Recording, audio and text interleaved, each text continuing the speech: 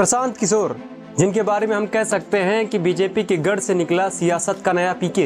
प्रशांत किशोर वो नेता जिसके बारे में लोगों ने मन में धारणा बना ली थी कि ये बंदा दूसरे को जिता सकता है मगर खुद नहीं जीत सकता है। अब 2025 के विधानसभा चुनाव में देख लीजिए, प्रशांत किशोर ने 238 सीटों पर अपने विधायक खड़ा किए मगर एक भी विधायक नहीं जीता। इसके बाद प्रशांत किशोर की बहुत बेइज्जती हुई। फिर विजय थालापति का बुलावा आया, प्रशांत किशोर तमिलनाडु गए, वहां पर इन्होंने डीएमके की सरकार बनवा दी।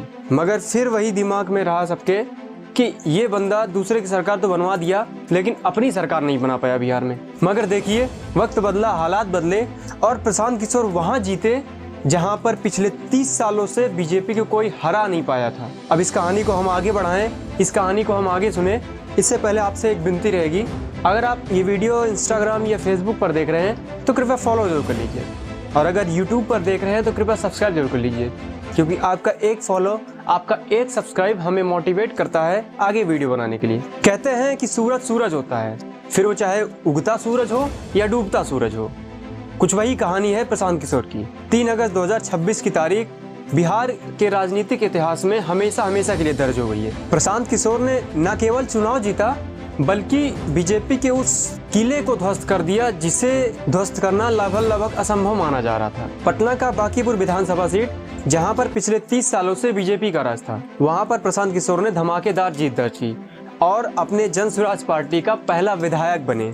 और सही कहें तो यह केवल एक जीत नहीं है, यह हर एक उस ताने का जवाब है जो पिछले 1 सालों से प्रशांत किशोर पर लग रहे थे। बांकीपुर सीट पर 1995 से बीजेपी लगातार जीतती आ रही थी। ये सीट ऐसी मानी जा रही थी बीजेपी के लिए कि अगर यहाँ पर बीजेपी कुत्ते को भी वोट दे देती तो वो भी 50,000 वोट के अंतर से जीत जाता। यहाँ पर बीजेपी के दिग्गज नेता नितिन नवीन 5 बार विधायक रहे। अब वो इस बार राष्ट्रीय अध्यक्ष बन गए बीजेपी के, तो वो राज्यसभा में चले गए, तो बांकीपुर की सीट खाली हुई, यहाँ पर उपचुनाव हुआ। अब याद कीजिए, नवंबर 2025 के चुनाव में इसी सीट से नितिन नवीन ने 51,000 प्लस वोटों से जीत दर्ज की थी और बीजेपी का वोट शेयर था 63%। और उसी समय जनसुराज की एक उम्मीदवार थी, उनको 7,700 वोट मिले थे। अब आप सोचिए, जिस सीट पर बीजेपी 50,000 51,000 वोटों से जीतती हो, सिर्फ 8-9 महीने के अंतर में उस सीट पर फिर से उपचुनाव होता है और वहां पर इस बार प्रशांत किशोर मैदान पर उतरते हैं और वो पूरा का पूरा समीकरण ही चेंज कर देते हैं। यहाँ पर प्रशांत किशोर को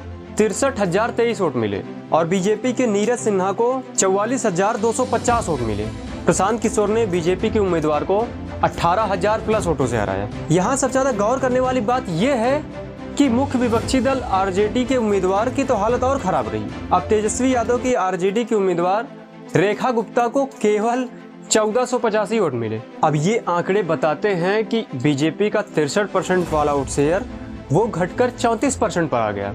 सीधा का सीधा 28% वोट शेयर गायब हो गया। इसका सीधा मतलब यह है कि प्रशांत किशोर ने बांकीपुर में बीजेपी के सवर्ण और ओबीसी वोटर और आरजेडी के पारंपरिक वोट बैंक दोनों में अपनी मजबूत पकड़ बना ली। सबसे बड़ा सवाल तो यही है भाई कि 2025 में शून्य पर आउट होने वाले प्रशांत किशोर ऐसा क्या कर दिए कि 30 साल से बना किला बीजेपी का 8-9 महीने के अंदर ही खत्म हो गया। सबसे पहला मास्टर स्ट्रोक ये है कि इस बार प्रशांत किशोर खुद ही मैदान में उतरे। अब 2025 में उन्होंने भले 238 सीटों पर अपने उम्मीदवार उतारे थे मगर वो खुद नहीं उतरे थे, इस बार वो खुद उतरे मैदान में। और दूसरा है कि पारंपरिक वोट बैंक को तोड़ना। बांकीपुर कायस्थ बाहुल सीट मानी जाती है जो पारंपरिक रूप से बीजेपी का कैडर वोटर रहा है, लेकिन इस बार वो तिवारी का हत्याकांड देख लीजिए, उसकी वजह से मुझे लगता है कि जितने भी सवर्ण वोटर थे वो मूव ऑन कर गए और उन्होंने एक अच्छे पढ़े लिखे नेता को चुना। अब एक गौर करने वाली बात ये भी है कि बीजेपी सिर्फ बिहार में नहीं हारी, कल 3 जगह उपचुनाव हुए थे और उसमें से 2 जगह बीजेपी हारी है। पहला तो बिहार में ही हार गई प्रशांत किशोर से, दूसरा मध्य प्रदेश में हुआ था दतिया में और वहां भी बीजेपी हार गई। वहां कांग्रेस के प्रत्याशी घनश्याम सिंह ने जीत दर्ज कर ली।